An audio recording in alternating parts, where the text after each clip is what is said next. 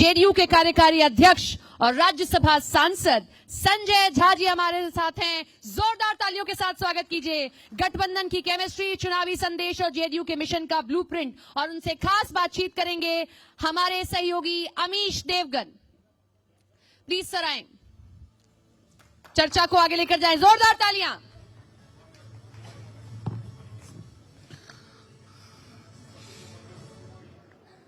नमस्कार संजय जी, आपका अभिनंदन है न्यूज 18 पर।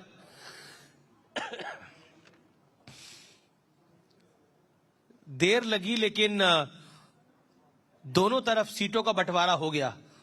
फाइनली आप लोग खुश हैं? नहीं, बिल्कुल खुश है और बहुत ही एमिकेबली हम लोगों ने सीटों का बंटवारा किया।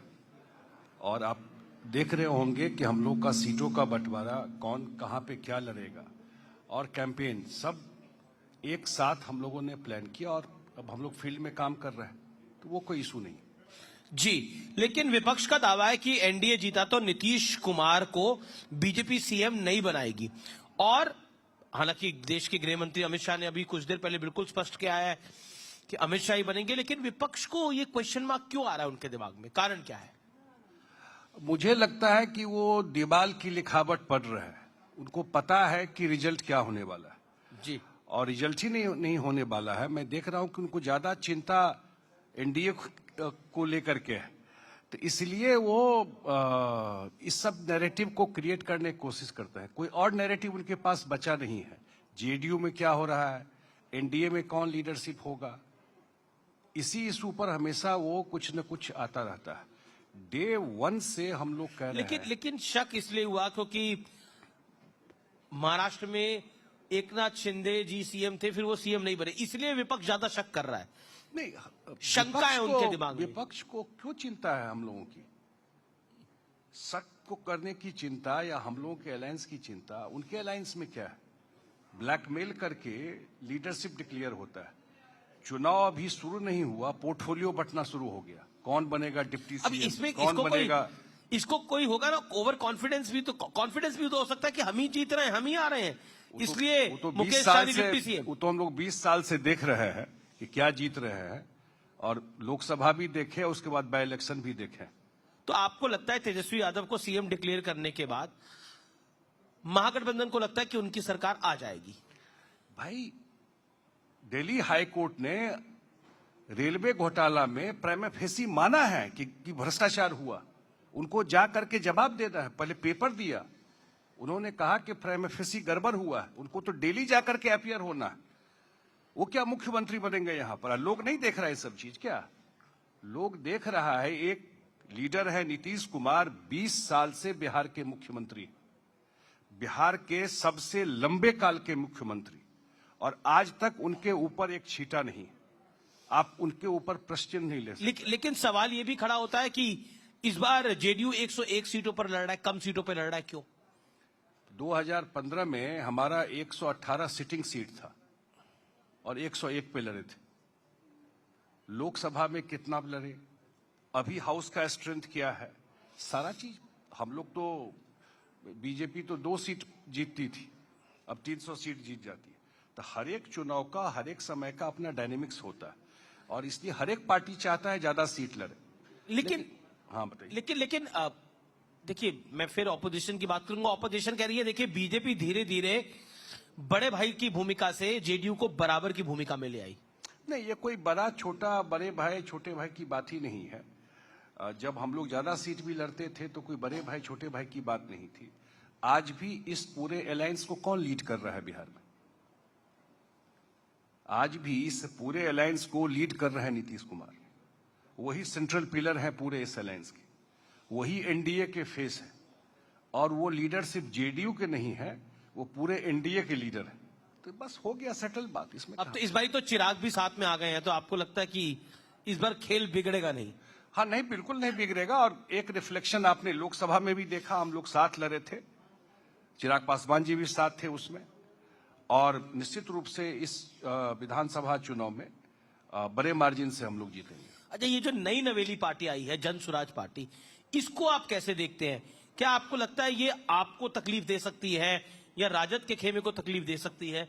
परेशानी कहां ला सकती है? मुझे नहीं लगता है कि बहुत कोई परेशानी की बात है, क्योंकि मैं पहले भी बोल चुका हूं कि जब चुनाव होता है, चुनाव से पहले चैटर बहुत होता है, बहुत इशूज को लेकर के, पार्टी को लेकर के, लेकिन वोट के दिन जब लोग निकलते हैं तो वो बाइपोलर ही चुनाव हो जाता है। वोट को कोई वेस्ट नहीं करता है। तो जो भी निकलेगा या तो एनडीए के पक्ष में निकलेगा या महागठबंधन के पक्ष में निकलेगा। लार्जली तो ये इसी लाइन पर मुझे लगता है कि ये चीजें होंगी। मुझे इस चुनाव में तो बहुत कुछ नहीं दिखता। इस चुनाव में आपको बहुत कुछ नहीं दिखता है, लेकिन देखिए एक उनका उठान तो था, इसमें तो कोई दो राय नहीं है। एक नई पार्टी दिल्ली में भी आई थी, आम आदमी पार्टी, उसने भी बिहार की भाषा में गर्दा उड़ा दिया था और बीजेपी को नुकसान किया था। साल 2013 के चुनाव की मैं बात कर रहा हूं। क्या इस चुनाव में ऐसा हो सकता है कि जेडीयू और बीजेपी को नुकसान कर दे जनसुराज? मुझे नहीं लगता है। प्रशांत किशोर फैक्टर कितना बड़ा फैक्टर नहीं, है? मुझे नहीं लगता है कि बहुत इस चुनाव में कोई फैक्टर है यहाँ पर। कहीं आप उनको अंडर एस्टिमेट तो नहीं कर रहे हो? नहीं, अब तो चुनाव आ ही गया, अब तो रिजल्ट आएगा तो उसको डिटेल देखिए अभी तक वो चुनाव लड़वाते थे, इस बार लड़ रहे हैं। मैं बताया कि आप रिजल्ट आ जाएगा, अब तो चुनाव आ गया और चुनाव के रिजल्ट के बाद इस पर डिबेट करेंगे तो ज्यादा बेटर होगा। मुझे नहीं दिखता है ग्राउंड पर कि बहुत कुछ असर इस चुनाव में होने वाला है। राहुल गांधी बिहार में थे, उन्होंने प्रधानमंत्री पर एक टिप्पणी करी है, कहा ड्रामा करते हैं और कहा कि ये वोट के लिए कुछ भी कर सकते हैं, अगर नाचने को बोला जाएगा तो नाच भी सकते हैं। ये शर्मनाक है। ये इससे ज्यादा शर्मनाक नहीं कुछ हो सकता है। देश के प्रधानमंत्री और थर्ड टर्म जनता के द्वारा चुने हुए प्रधानमंत्री हैं। इस सब पूरे देश के लिए प्राइड की बात है और मुझे लगता है एज गैप भी बड़ा है दोनों के बीच में। इस तरह की भाषा का प्रयोग करना लीडर ऑफ अपोजिशन का, मुझे लगता है कि इनके रहते रहते वैसे भी गर्त में चला गया कांग्रेस। इसका नाम लेवा इस देश में कोई नहीं बचेगा। इस चुनाव में देखिए, आप कह रहे नाम लेवा नहीं बचेगा? नहीं बचेगा। ये तो बिहार में घूमने आए थे ना, बिहार में प्रचार करने आए थे। 16 दिन एसआईआर पर यात्रा किए, वोट चोरी पर, वोट चोरी पर। आपको चर्चा सुनाई पड़ता है? अब ये मुद्दा बचा इनका। राहुल गांधी तो बात करते, तेजस्वी यादव नहीं करते हैं। अरे भाई, इनका मुद्दा बचा। हम लोग तो कह रहे हैं इसी मुद्दा पे चुनाव लड़ लीजिए चलकर लोगों के बीच में। 16 दिन उसी रोड पे चले जो रोड नीतीश कुमार ने बनाया।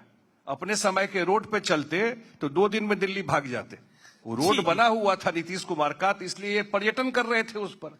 अब फिर निकल गए 2 महीना के लिए। कहां 2 महीना से आया है यहाँ पर? जी आज आया है। जी गृह मंत्री अमित शाह ने अभी कुछ देर पहले इसी मंच पे बोला कि राहुल गांधी ने छठ पर्व का अपमान किया है। जिस तरह की भाषा उन्होंने छठ को लेकर बोली है, बिल्कुल बिल्कुल अपमान किया है। इसलिए कि बिहार में या पूर्वांचल में या कहीं भी छठ से बड़ा पर्व हम लोगों के लिए कुछ नहीं है। लिविंग गॉड है, क्योंकि आप सूर्य को देखते हैं और गॉड का तो मूर्ति होता है और भगवान का, जिसको देख के आप पूजा करते हैं। एक ही भगवान ऐसे हैं जिनको डूबते हुए भी और उगते हुए भी हम लोग अर्घ जाके देते हैं। ये हर एक घर में, खास करके ईस्टर्न यूपी बिहार में और कहीं भी देश दुनिया में जो लोग हैं, उनके आस्था का सबसे बड़ा पर्व है।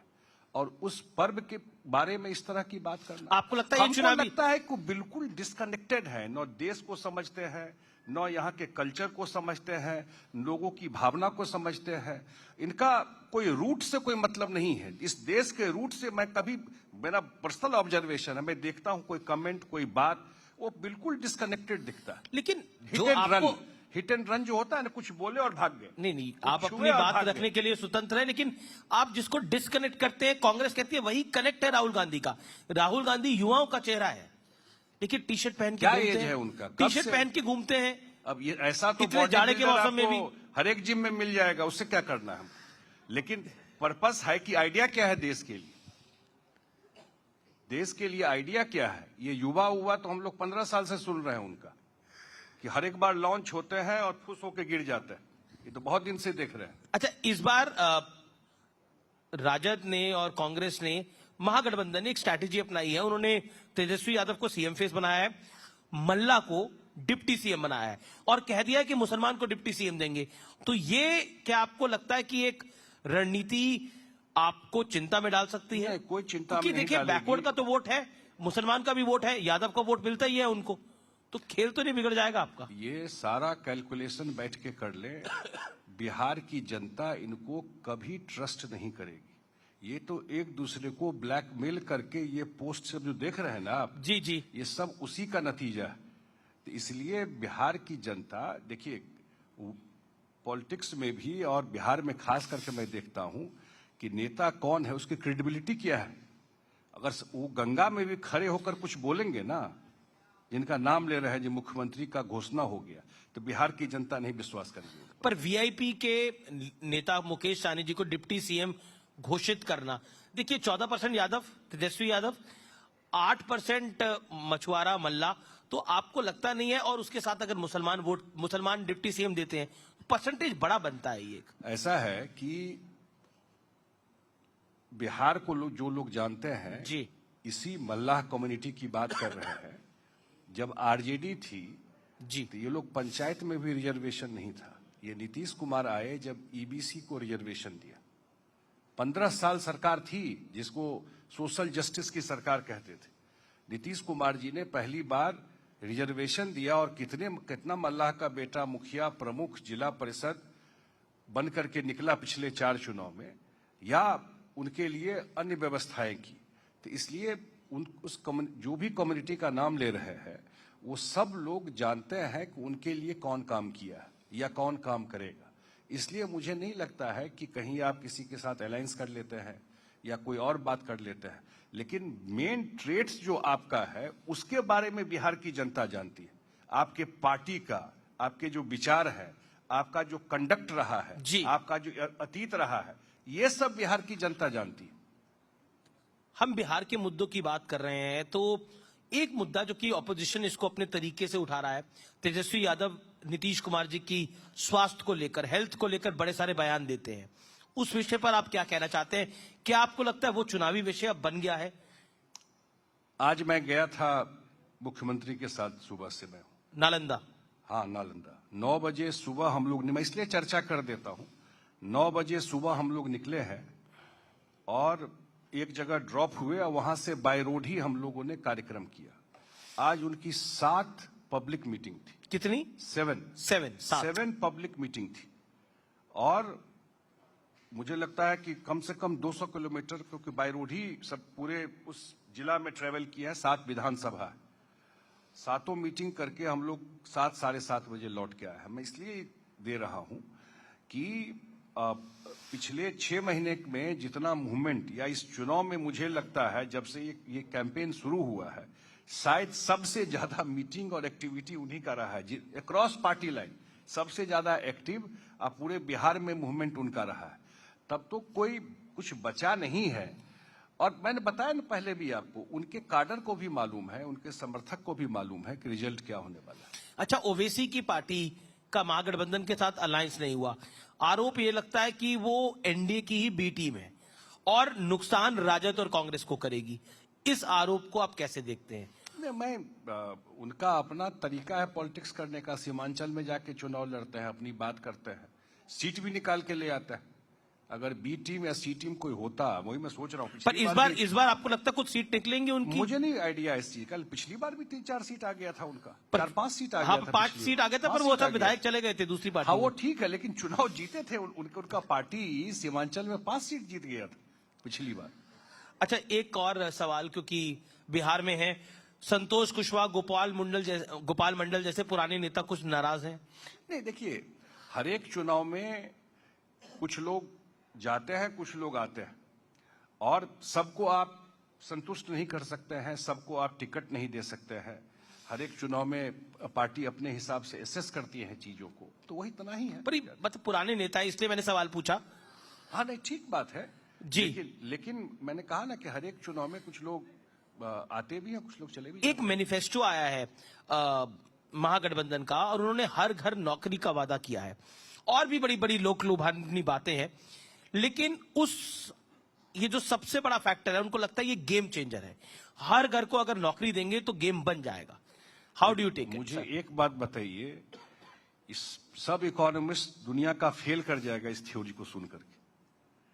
अगर हर एक घर को नौकरी देंगे तो कैलकुलेट करके देखा है आपने, जो कितना पैसा, कोई भी चीज आप घोषणा करते हैं तो स्वाभाविक है साइड बाय साइड आप ये बताते हैं कि इसका वित्तीय व्यवस्था आप कैसे करेंगे।